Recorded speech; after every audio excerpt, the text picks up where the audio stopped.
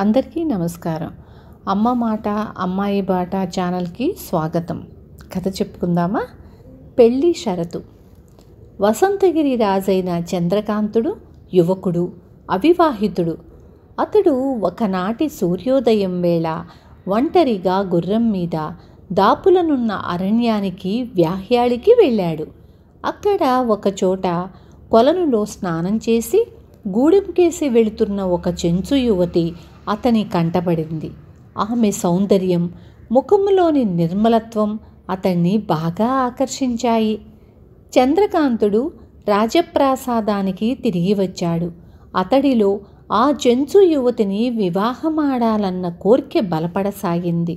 అయితే ఒక దేశానికి రాజైన తను ఇలాంటి వివాహం చేసుకోవటం భావ్యంగా ఉంటుందా అన్న సంశయం కలిగింది.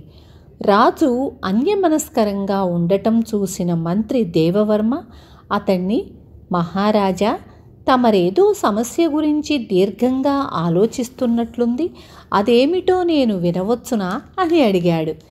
చంద్రకాంతుడు దాపరికం లేకుండా అరణ్యంలో తను చూసిన చెంచు యువతి గురించి చెప్పి ఆమెను వివాహమాడాలన్న గాఢమైన కోర్కె నాలో కలిగింది. కానీ ఒక దేశానికి పరిపాలకుడనైన నేను ఆ పని చేయడం ఎంతవరకు ధర్మసమ్మతంగా ఉంటుంది అని ఆలోచిస్తున్నాను అన్నాడు. మంత్రి ఒక క్షణకాలం ఆలోచించి, ఇందులో ధర్మాధర్మాల చర్చకు తావులేదు మహారాజా అని రాజు కిరీటంలోని వజ్రాన్ని చూపిస్తూ, ఒకప్పుడు అది మట్టిలో ఉన్నదే, సానపట్టిన కారణంగా దానికి విలువ వచ్చి తమ కిరీటాన్ని అలంకరించింది. మీరు సంవత్సరం తిరగకుండా ఆ చెంచు యువతికి రాజమర్యాదలన్నీ నేర్పవచ్చు. పైపెచ్చు మీరామెను వివాహమాడటం ప్రజలకు ఆదర్శప్రాయంగా ఉంటుంది. రేపే నేను పరివారంతో చెంచుగూడెం వెళతాను అన్నాడు. మంత్రి ఇలా అనగానే చంద్రకాంతుడు తృప్తిపడి, మీరు వెళ్ళడం కాదు, నేనే వెళతాను. నేనామెను చూశాను, ఆమె కూడా నన్ను చూడాలి కదా అన్నాడు. మర్నాడు చంద్రకాంతుడు బయలుదేరి చెంచుగూడెం వెళ్ళాడు. ఆ చెంచు యువతి గూడెం పెద్ద కుమార్తె, పేరు చెంపకవల్లి. చెంచు పెద్ద రాజుకు తగిన మర్యాదలు చేసి, మహారాజా, స్వయంగా తమరు మా గూడానికి రావడం సంతోషంతో పాటు ఆశ్చర్యం కలిగిస్తున్నది. తమ రాకకు కారణం అడగవచ్చునా అన్నాడు. చంద్రకాంతుడు తలుపు పక్కన నిలబడి ఉన్న చెంపకవల్లిని చూపుతూ, ఆమెకు ఇష్టం అయితే నేను వివాహమాడదలిచాను. ఈ సంగతి చెప్పేందుకే నేనిక్కడికి రావటం జరిగింది అన్నాడు. ఆ మాటలు వింటూనే చెంపకవల్లి లోపలికి పోయింది.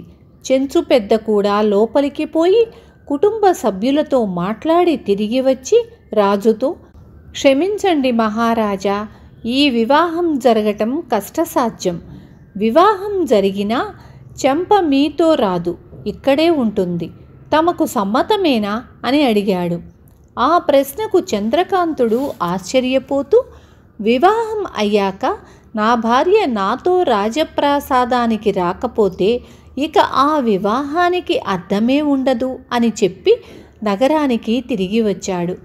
సంగతి విన్న మంత్రి దేవవర్మకు ఎక్కడలేని కోపం వచ్చింది. ఆయన రాజును తమకింకా ఆమెను వివాహమాడాలని ఉన్నదా అని అడిగాడు. అందుకు చంద్రకాంతుడు అవునన్నట్లు తల ఊపి, ఆమె తండ్రి పెట్టిన షరతు మాటేమిటి అన్నాడు. మంత్రి ఆ ప్రశ్నకు ఏ జవాబు ఇవ్వకుండా కొంచెంసేపు దీర్ఘంగా ఆలోచిస్తూ ఊరుకొని, సెలవిప్పించండి మహారాజా అని అక్కడి నుంచి వెళ్ళిపోయాడు. ఆ మర్నాటి ఉదయం మంత్రి చంద్రకాంతుణ్ణి ఉద్యాన విహారానికి రావలసిందిగా కోరాడు. ఇద్దరూ ఉద్యానంలో తిరుగుతూ ఉండగా ఒకచోట పరిచారికల మధ్య రాచకన్య అలంకరణలో కూర్చొని ఉన్న చెంపకవల్లి రాజు కంటపడింది. చంద్రకాంతుడు ఆశ్చర్యపోతూ మంత్రికేసి చూశాడు.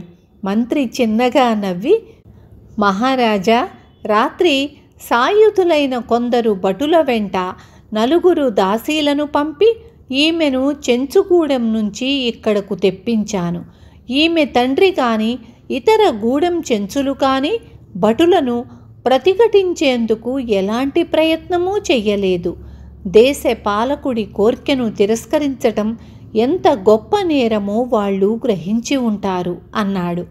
మంత్రి చేసిన పనికి చంద్రకాంతుడు చాలా బాధపడుతూ, మీరిలా చేసి ఉండవలసింది కాదు. బలప్రయోగంతో ఎవరి చేత ఇష్టం లేని పని చేయించకూడదు. ఈ సాయంత్రమే నేను స్వయంగా ఆమెను తీసుకుపోయి తండ్రికి అప్పగిస్తాను అన్నాడు. అన్న ప్రకారం చంద్రకాంతుడు చెంపకవల్లిని గూడెం తీసుకుపోయాడు. ఆమె తండ్రి బంధుగణంతో వచ్చి అతడికి స్వాగతం పలికి, మహారాజా, మీ ప్రేమను పరీక్షించేందుకే పెళ్లికి షరతు పెట్టాను. మీరు మొట్టమొదటిసారిగా ఇక్కడికి వచ్చినప్పుడు నా కుమార్తెకు ఇష్టం అయితే పెళ్లాడతానన్నారు. అప్పుడే నాకు తమ మంచితనం అర్థమయ్యింది. కానీ తీరా పెళ్ళి అయ్యాక నా కుమార్తె పట్టమహిషిగా అర్హురాలు కాదని అంటారేమో అన్న భయం కలిగింది. అందువల్లనే బాధ్యత గల తండ్రిగా మీకు ఆ షరతు పెట్టాను. ఏ స్త్రీకైనా భర్త తోడిదే లోకం. ఆ సంగతి నాకు తెలియంది కాదు అన్నాడు. ఇది విన్న చంద్రకాంతుడు పరమానందం చెందాడు. కొద్ది రోజుల తరువాత అతడికి చెంపకవల్లితో వైభవంగా వివాహం జరిగింది. అంతవరకు చదువు సంచలు రాచమర్యాదలు ఏమాత్రమూ తెలియని చెంపకవల్లి సంవత్సరం తిరగకుండానే గురువుల వల్ల తగిన శిక్షణ పొంది రాజుకు తగిన పట్టమహిషి అన్న పేరు తెచ్చుకుంది. విన్నారు కదా. రేపు మళ్ళీ ఇంకొక మంచి కథతో మీ ముందుకొస్తాను.